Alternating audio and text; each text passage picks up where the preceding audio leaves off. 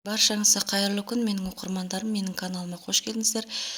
Ең алдымен каналыма тіркеліп, подписация бөлімін баса кетіңіздер. Достар, жаңа жыл мейрамы құтты болсын, табысты, берекелі жыл болсын.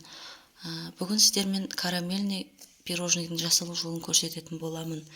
Ең алдымен таза ыдысымызға ұнымызды електен өткізіп, қамыр қосқышпен араластырып, үстіне бір дана жұмыртқа және қантымызды бөлме температурасында майымызды салып, песочный қамырымызды илеп аламыз. Достар, бұл тестаменен көп пирожныйларды жасауға болады. Тарталетки, және де сметанник, творожный пирогтарын жасауға болады. Неке қамырымыз дайын болды. Қамырды көп илеудің қажеті жоқ. Құрамында сармай бар, босап кетеді. Жарты сағатқа тоңазытқышқа салып қоямыз.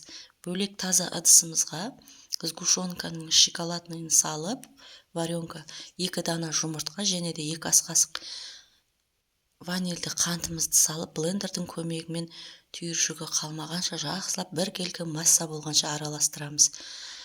Бөлек менің 24-тік форма, осы формаға тоңазытқышқа тұрған қамырымды салып, жақсылап бір келкі болғанша төсеп, қолдың көмегіменен бортиктерін шығарып дайындап алдым.